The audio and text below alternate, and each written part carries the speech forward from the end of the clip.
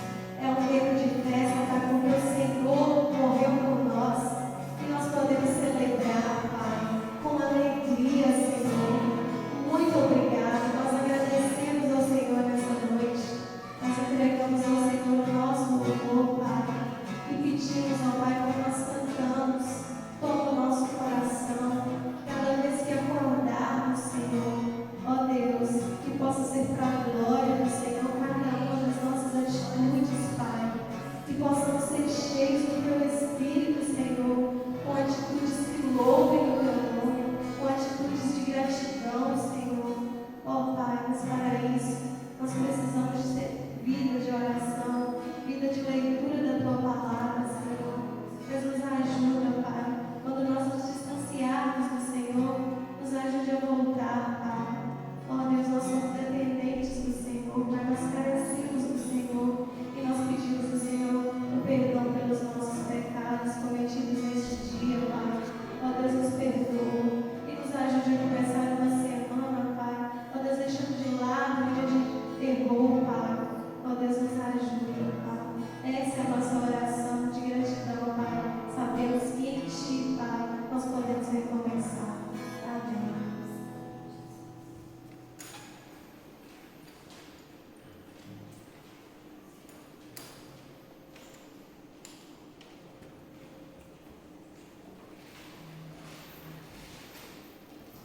Nosso último sermão de domingo foi no livro de Cantares de Salomão, no capítulo 4, onde nós falamos sobre o antes que venha o sofrimento.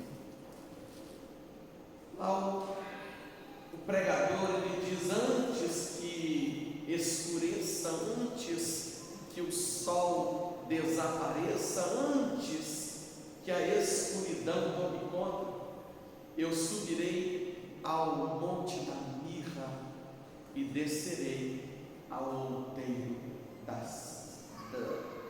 do incenso. Quando ele fala eu subirei ao monte da mirra, eu falei sobre o significado da mirra e falei sobre uma visão ampliada sobre o sofrimento, sobre aprender sobre o sofrimento, sobre preparar-se para o sofrimento, sobre entender que o sofrimento é necessário e que ele é instrumento de Deus para o nosso fortalecimento. Quando falei sobre o incenso, falei sobre o valor da oração, do preparar-se para a batalha orando, do preparar-se para o sofrimento buscando a face de Deus. Antes que venha o sofrimento, conheça o sofrimento. Antes que venha o sofrimento, aproxime-se de Deus. O tema do nosso sermão hoje é depois do sofrimento. E quando ele passa, o que você faz? Quando tudo passou, você murmura, você faz ar de coitadinho, você olha para as pessoas dizendo: olha como eu sofri. A sua história vira um muro de lamentações. O que fazer depois do sofrimento? Então eu quero levar você a Esther, no capítulo 9, versículo 1, que está na tela. Vamos ler todos, igreja? No dia 13 do 10º mês, que é o mês de Adar, quando chegou a palavra do rei e a sua ordem para se executar, no dia em que os inimigos dos judeus contavam a senhorar-se deles, sucedeu o contrário, pois os judeus é que se assenhoraram dos que... Olha que coisa gostosa! No dia em que os inimigos do povo de Deus se prepararam para um grande genocídio contra eles, foi o povo judeu que alcançou graça diante de Deus. Foi o povo judeu que alcançou livramento diante de Deus. Talvez você não conheça a história de Esther. Esther é parte do cativeiro babilônico. Depois da queda do Império Babilônico, quem assumiu foram os medo-persas, primeiro por Dario da Média, depois por Ciro da Pérsia, e depois de Ciro, então vem este Xerxes, que agora está no domínio da Pérsia, e o seu nome é Assuero. Irmãos, quando Deus ordenou a partida do povo lá da Babilônia por meio de Ciro, quando ele chama Zorobabel, quando ele designa Zorobabel e dá a Zorobabel a autoridade de líder para conduzir o povo de volta, têm a ideia de que foi assim, junta toda a multidão dos hebreus que vieram e dos que nasceram aqui e leva tudo para Jerusalém e acabou. Irmãos, o cativeiro durou 70 anos. Depois, para que a última leva dos cativos voltasse para casa, durou mais 70 anos. Esse negócio foi demorado. Então presta atenção, Ciro governou e depois de Ciro ainda levantou-se Assuero e ainda tinha gente como Esther, como Mordecai e como muitos judeus que ainda estavam na Pérsia, sob o governo do Império Persa que havia dominado a Babilônia. Nesse tempo, o rei Assuero oferece um banquete e ele quer exibir a sua primeira dama, mas a rainha Vasti, ela se rebela contra o rei e por isso ela é deposta do seu cargo, ela é expulsa do palácio e o rei faz uma festa política, uma festa social, para nesta festa ele escolher uma nova rainha. Não que ele não tivesse lá um harém de mulheres, mas ele queria fazer uma promoção própria, uma autopromoção diante do povo, e essas festas eram usadas para isso. Dentre as moças persas que foram escolhidas para selecionar, estava escondida entre elas uma menina judia chamada Radassa, que significa murta. O nome daquela árvore pitoresca, bem cheirosa. Quem já sentiu ao longe o cheiro de uma murta? Radassa significa isso, murta, porque era uma árvore de grande valor para os judeus, uma árvore que ela perpetua no deserto, em lugares áridos, ela é usada para fazer perfumes, aromas caros, e a sua madeira é de grande valor em pequenos móveis que eram construídos a partir dessa madeira. Então a murta era uma árvore superestimada entre os judeus, e então dessa árvore surge o nome desta judia chamada Radassa. Como era comum, vocês lembram de Daniel que mudou-se para Beltesazar? Lembram-se de Ananias, Misael e Azarias que mudaram para Sadraque, Mesaque e Abednego? Era comum, quando alguém era levado cativo, o nome judeu ser arrancado dele e ser dado a ele um nome pagão. E o nome da Radassa foi tirado dela e foi dado a ela o nome Esther, que era uma deusa dos persas. Então este nome, que significa estrela, é dado a Esther em homenagem a essa deusa persa. Resumindo a história, ela é escolhida entre as muitas moças. A beleza de Esther fazia sobressair a sua alma diante das pessoas. Ela tinha uma beleza incomum. E o interessante é que Assuero não escolhe Esther apenas de entre as mulheres que estão ali. Quando você estuda essa história, você percebe que do harém que ele já cultivava, das mulheres que ele já possuía, Esther sobressaiu. Ele amou a Esther mais do que todas as outras mulheres. Acredite, providência de Deus. Providência de Deus. A Esther tinha um parente que a criou quando ela perdeu os pais. Mordecai, servo do Deus Altíssimo, fidelíssimo a Deus, que ganhou um inimigo de peso. O oficial do exército persa chamava-se Amã, e era assim: abaixo do rei, o maior nome de toda a Pérsia era Amã. Amã representava o próprio rei onde ele ia. Então, como ele era a representação do próprio rei, onde ele chegava, todos os súditos se encurvavam diante dele em reverência, como se estivessem encurvados diante do próprio rei. Mas ele percebeu que ao chegar nos ambientes havia um homem que não se encurvava, e o nome dele era Mordecai, ou alguns chamam de Mardoqueu. não se encurvava. E ele tomou inimizade, porque ele entendeu na atitude de Mordecai rebeldia. Não havia rebeldia, irmãos, havia só princípios. E o princípio de Mordecai é encurvar-se em adoração tão somente a Deus, ao Deus que ele serve e exclusivamente a esse Deus. Ele não se curvaria diante do próprio rei, quem dirá diante do representante do rei. Mas Amã odiou aquilo, e por odiar aquilo, ele compra então uma briga terrível contra Mordecai, e não só contra Mordecai, agora ele é inimigo de todos os judeus que estão na terra. Ele prepara um genocídio contra esses judeus.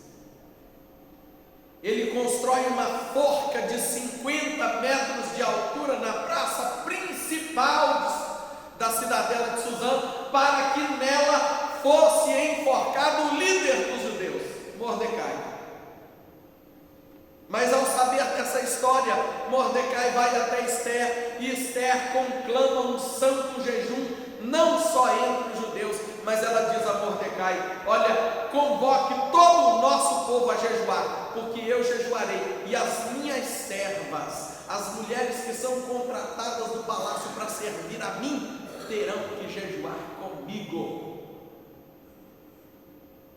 E depois de 3 dias, sem pedir permissão, eu chegarei à presença do rei. Se eu perecer, pereci, porque nem a própria rainha podia chegar diante do rei sem autorização. Ela poderia ser deposta ou até mesmo assassinada publicamente por causa da sua rebelião.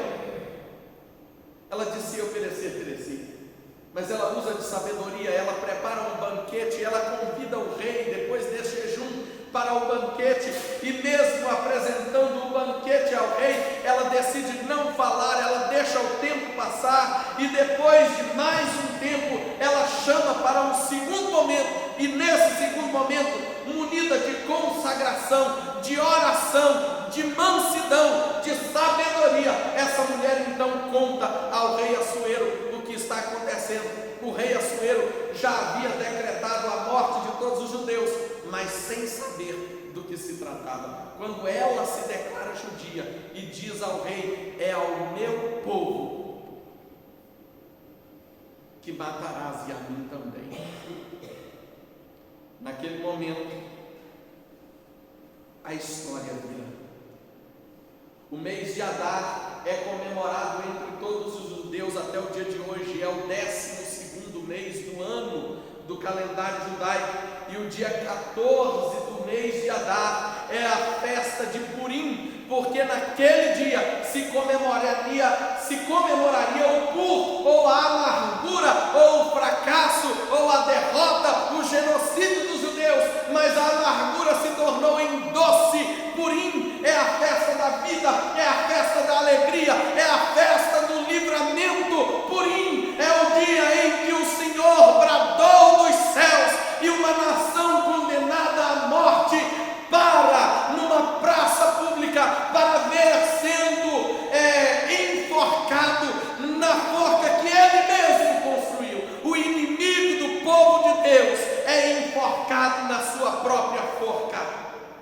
A sua família é cruelmente assassinada. A sentença contra ele é das piores. Naquele dia, Deus trouxe livramento sobre o povo. Então entenda, o povo viveu durante um longo período a perseguição de Amã. Durante um longo período o povo viveu a angústia, a agonia, a data foi marcada, o genocídio foi autorizado, o decreto foi assinado, e o povo já está sabendo: morreremos no dia 14 do mês de Adar. Este será o nosso fim. E este povo se consagra. Este povo se derrama em jejum, este povo busca a Deus em oração nas madrugadas, este povo se apresenta diante de Deus durante todo o sofrimento. Então, o que nós dissemos na última pregação, antes do sofrimento, desça ao outeiro do incenso, derrame-se na oração. Antes do sofrimento, derrame-se diante de Deus, antes que o sofrimento venha. Se alguém está dizendo que fechar, que você vai perder o emprego, comece a clamar. Se alguém está dizendo que o teu casamento vai fracassar, comece a orar. Se alguém está te dizendo que há uma enfermidade em você que vai piorar, comece a clamar. Antes do sofrimento, derrame-se diante do Senhor. E foi isso que o povo fez. O povo começou a clamar a Deus na agonia do dia que estava para chegar. O povo começa a apresentar a Deus as suas vidas. Deus, a nossa sentença está lavrada, o nosso fim está determinado, a morte está preparada para nós, mas nós confiamos no Senhor.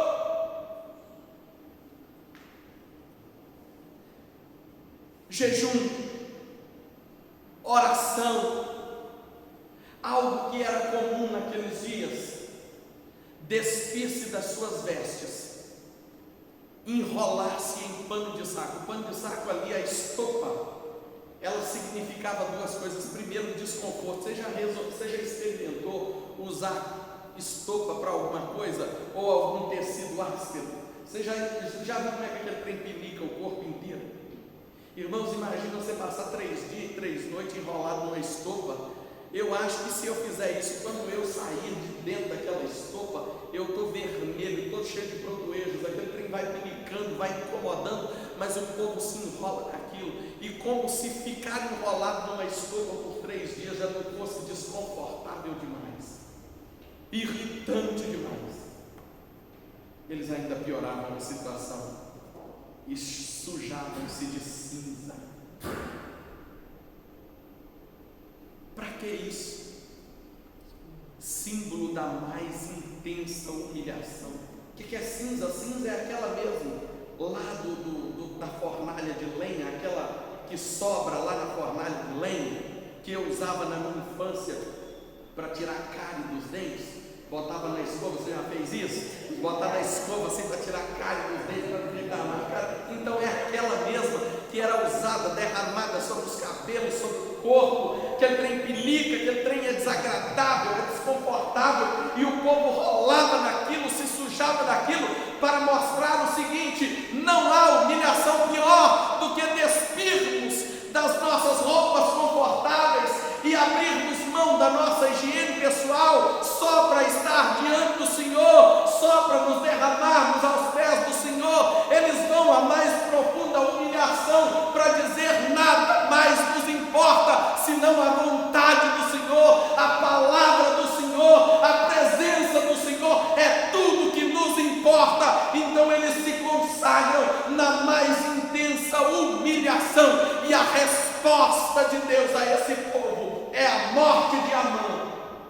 E Deus então consagra Ester, não como rainha dos persas, mas como a única mulher a governar o povo judeu. Rainha dos judeus, a libertadora do povo judeu. O sofrimento passou, eles agora têm passe livre para voltar para a sua terra. E não só isso, eles têm prata, eles têm ouro, eles têm madeira, e eles têm mão de obra para reconstruir aquilo que estiver quebrado. Eles têm a oportunidade de uma nova vida. O sofrimento acabou, o sofrimento passou, a angústia ficou para trás. Irmãos, alguns conhecem um pouco da minha história, mas eu quero mostrar um outro ponto de vista para que você entenda onde eu quero chegar nessa noite. Quando eu tinha apenas 4 anos de idade, a minha mãe abandonou meu pai por causa de uma aventura amorosa. Ela deixou para trás os 5 filhos que ela tinha. Ela abandonou uma família constituída. E eu, com apenas 4 anos, menor, meu irmão caçula tinha 2 aninhos, ainda amamentava quando ela o deixou. O desmame dele foi forçado.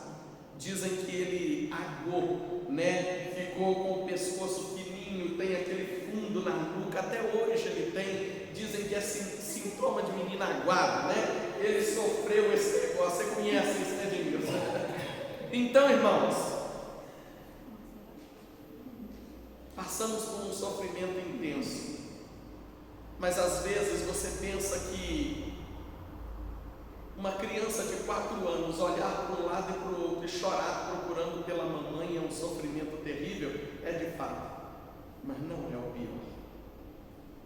Sabe o que é o pior?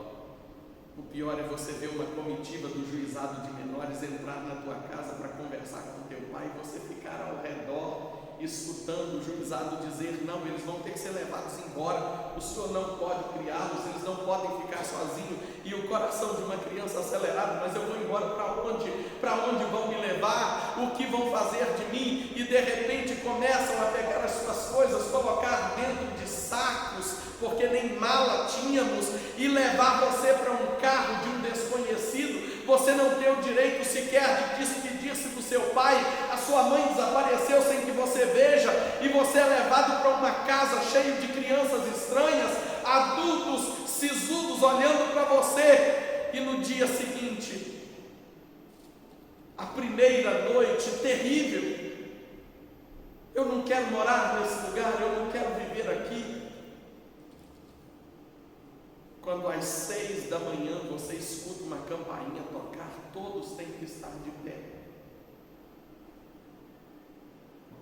Eu olho para a esteirinha que tem ao meu lado, aquela esteirinha feita de taboa, e o meu irmãozinho de 2 anos está dormindo, uma criança de 2 anos, o sono da inocência, e de repente um monitor passa averiguando as camas, e o meu irmão está encharcado no próprio xixi. Então um pedaço de mangueira dessas de regar quintal é trazida, e a primeira chibatada é que acorda o meu irmão, e quando eu vejo aquilo, entro em desespero e pulo na frente dele e levo as chibatadas no lugar dele. Ele disse: se ele não carregar a cama, você vai ter que carregar. Então eu enrolo aquela cama cheia de urina e eu levo para uma cerquinha de arame farpado para pendurar ali. Mas o meu coração começa o desespero: vai ser assim todo dia, por quanto tempo será assim? E foi assim por 6 anos. Por 6 anos. Os sofrimentos não melhoraram, eles só se intensificaram, e esse era o início de todo o sofrimento. O pior do sofrimento é pensar o quanto ele pode piorar. O pior do sofrimento é imaginar como as coisas ficarão amanhã, porque você ainda continua sem lar. A sua mãe ainda não voltou para casa, o seu pai ainda não pode te tirar dali. Nessa época não havia conselho tutelar, havia o que eles chamavam de juizado de menor, que levava você, deixava ali e nunca mais voltava. Nunca fui criminoso, mas cumpri 12 anos de sentença na minha vida, em 2 prisões diferentes. E eu sempre acordava pensando: como será amanhã?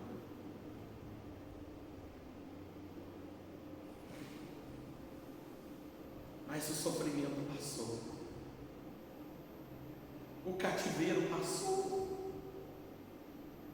Deus restaura a sorte daqueles que andam com Ele, e de repente, a criança que viveu os piores terrores da infância viu-se um homem casado, um pai de filhos. O que fazer depois que o sofrimento passou? Lamentar, odiar cada um, chorar tudo aquilo que vivi. Não!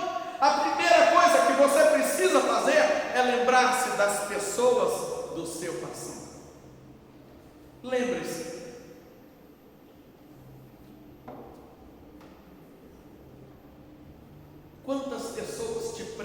prejudicaram no passado? Ou quantas pessoas você prejudicou no passado? Lembre-se delas, mas não para lamentar. Não lamente aqueles que te humilharam, não lamente aqueles que abusaram da sua incapacidade, não lamente aqueles que te açoitaram, não lamente os troncos onde você foi amarrado na vida, não lamente as chibatadas, não lamente as pessoas, os algozes do seu passado, mas lembre-se que eles foram a ferramenta de Deus para moldar o seu caráter. As pessoas do meu passado não me prejudicaram, mas no meio do sofrimento me lembraram que a oração era a melhor resposta. Ao lembrar-me das pessoas do meu passado, eu me lembro que Deus estava comigo, mesmo quando eu não entendia.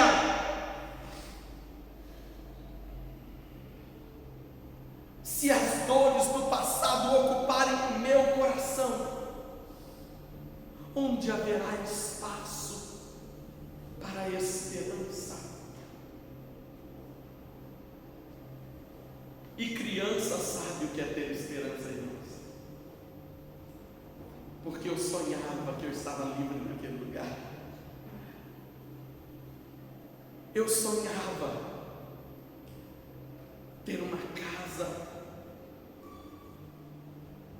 Todas as vezes que eu via uma cena de um filho no colo do pai, de um carinho, de um afeto, às vezes cenas que passavam na televisão, e eu olhava para aquilo dizendo: eu nunca tive colo, mas eu sonho em dar colo aos meus filhos. A gente sempre tem esperança, a gente sempre acredita que o amanhã será melhor, e eu quero dizer a você que Deus fará o amanhã melhor, porque Ele tem o controle do tempo. Então não se prenda ao passado, às pessoas que te feriram, não odeie aqueles que foram seus algozes, porque o ódio ocupa um espaço que pode ser maligno para a tua vida. O ódio, ele destrói o teu coração, tirando de você a esperança do futuro. Não ocupe o teu coração odiando as pessoas do teu passado, mas libere perdão sobre elas. Libere perdão sobre elas. Depois do sofrimento, carregar o ódio é carregar o sofrimento consigo. Depois do sofrimento, odiar aqueles que te maltrataram é não abrir mão do passado para experimentar o presente, a dádiva de Deus. Eu não odeio o meu passado, eu não odeio as pessoas do meu passado, já me reconciliei com elas, já voltei lá, já recontei a minha história para minha esposa, já revisitei o meu passado com meus filhos, para que eles conheçam.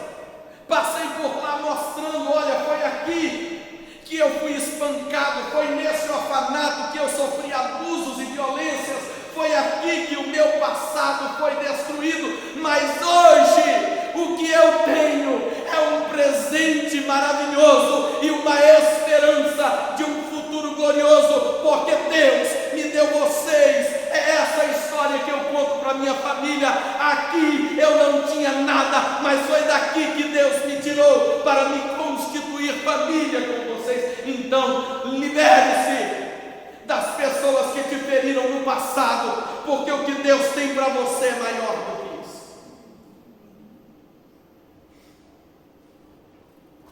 Em segundo lugar, eu me lembro dos eventos do passado. E o interessante é que quando eu vou ao passado, inevitavelmente eu vou à minha infância.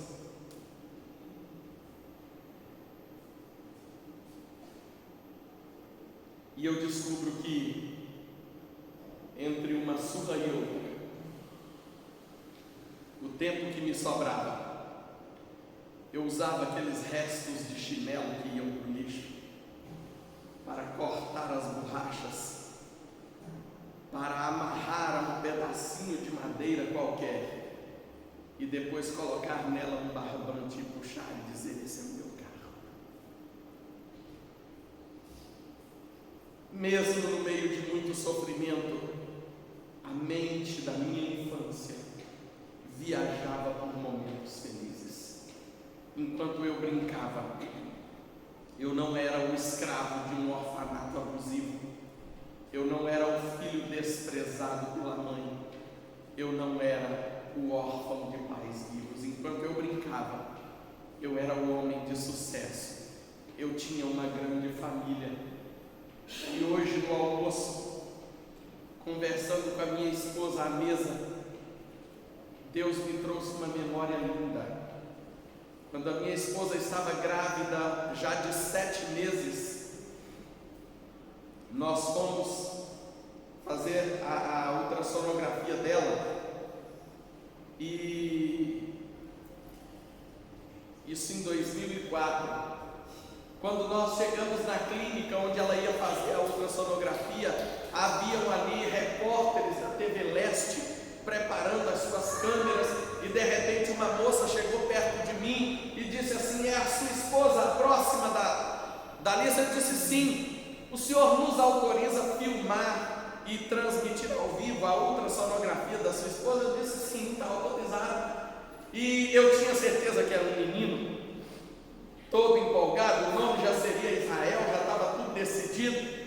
E quando começou a ultrassonografia, a TV Leste transmitindo, eu depois vou até procurar se está nos arquivos aí, nos YouTube da vida.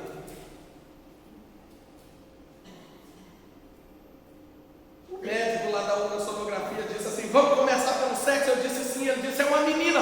Eu fiquei assim, sabe o que é perder a reação? E a repórter veio do meu lado: o que o senhor achou? É ótimo. Eu fiquei meio perdido naquilo, né? Mas o interessante é que depois de aceitar o fato de que o filho varão ainda não era daquela vez, e que eu teria que mudar de Israel para Esther, eu fui para casa, e naquela noite eu tive um sonho, e eu vi a minha esposa com uma menininha nos braços.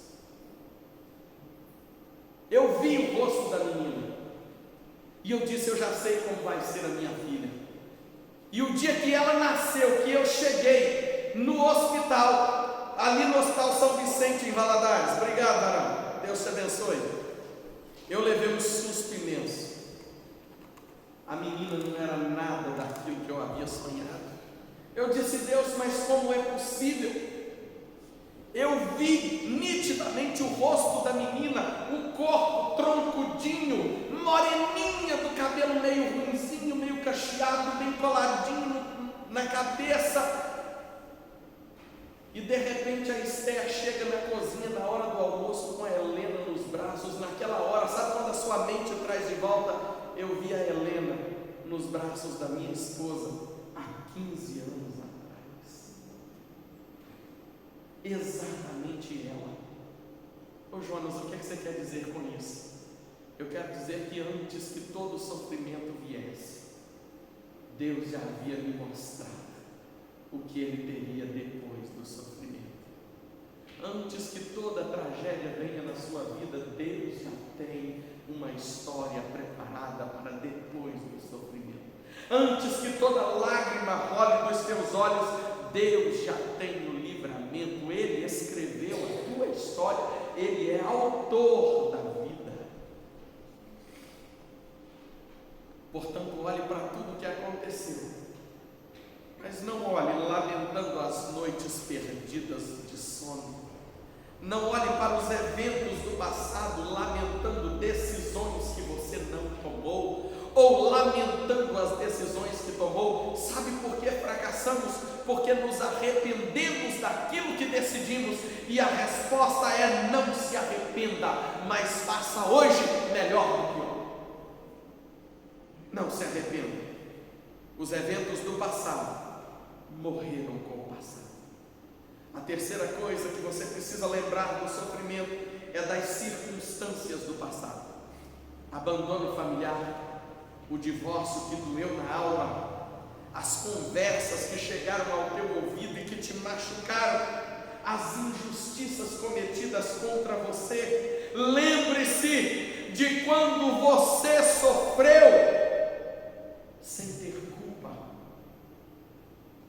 sem ser o autor do sofrimento, sem ser o provocador do sofrimento. Mas lembre-se das circunstâncias, não para atenuar a tua depressão, mas para te mostrar a resposta de Deus. Quando eu olho para o mundo em que eu vivia, eu consigo ver o que Deus me deu. Quem é você hoje? A gente fica olhando para o passado e dizendo assim: sabe por que eu tenho depressão? Porque eu passei por isso, eu passei por aquilo, porque eu passei por aquilo outro. E a pergunta para o depressivo é: mas você continua passando por aquilo? Não. Você continua enfrentando aquilo? Não. Você continua sendo humilhado, você continua sendo perseguido, você ainda não superou o divórcio, as conversas ainda machucam a tua alma. Liberte-se das circunstâncias que te aprisionaram no passado. O passado está na sepultura. Você entende isso? Depois do sofrimento, eu preciso sepultar o passado. Depois do sofrimento, eu preciso perdoar as pessoas do passado. Depois dos sofrimentos, eu preciso esquecer os eventos do passado. Depois do sofrimento, eu preciso abrir mão das decisões do passado e tomar novas decisões. E por fim, eu quero dizer a você que depois do sofrimento, eu preciso receber o presente, como ele de fato é, presente de Deus. Sabe o que o povo fez depois que Amã e a sua família morreu? Eles não passaram o resto da vida lamentando a perseguição de Amã. Eles não passaram o resto da vida lamentando o jejum e o sofrimento que tiveram que enfrentar. Sabe o que eles fizeram? Daquele dia em diante, o dia 14 do mês de Adar tornou-se dia de festa. Por que dia de festa? Porque hoje nós não comemoramos o sofrimento do passado, mas a libertação do presente. Então hoje, celebre a Deus, glorifique a Ele. Presta atenção, eu fui um filho órfão, mas os meus filhos não são órfãos. Eu fui um sem teto, mas a minha família tem um teto para viver. Eu passei fome, mas a minha despensa está cheia. Eu andei a pé, mas Deus colocou um carrinho na minha porta. Então por que eu vou lamentar tudo que eu vivi, se o hoje é o melhor de Deus? E no melhor de Deus, Deus restaurou a minha história. Lamente, mas liberte-se do passado em nome do Senhor Jesus. Sofreu, chorou, foi perseguido, foi humilhado, foi injustiçado, mas glória a Deus, passou.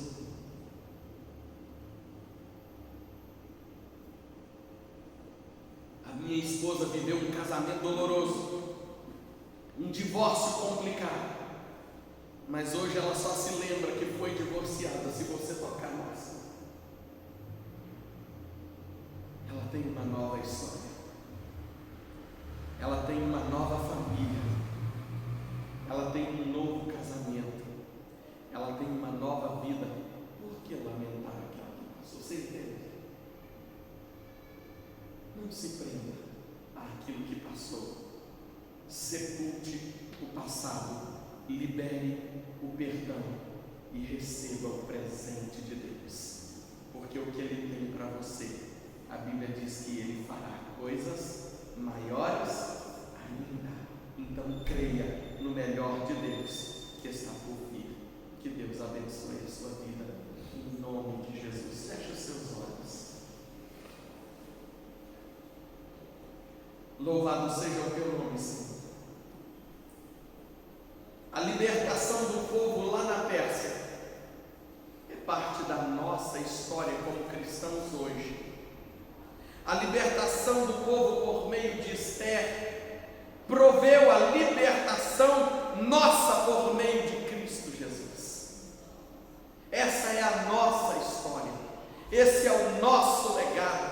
E assim como eles enfrentaram dias de angústia, de sofrimento intenso, de dores aparentemente infindáveis, mas no final celebraram a vitória. Hoje nós sepultamos diante do Senhor as dores do passado, as angústias do ontem, porque hoje queremos viver agradecidos ao Senhor pelo que temos e na expectativa do que ainda receberemos. Ó Deus, que assim seja, que a nossa vida seja fortalecida no Senhor, pelo que Tu és, pela grandeza das Tuas obras e pelo modo lindo e majestoso como o Senhor tem cuidado de nós ao longo da história. Obrigado pelos sofrimentos do passado, pelas lições aprendidas lá e pelas bênçãos colhidas aqui e no porvir, em nome do Senhor Jesus. Amém. Deus abençoe sua vida. Cumprimente quem está perto de você e que a sua semana seja cercada das bênçãos do Senhor em nome de Jesus.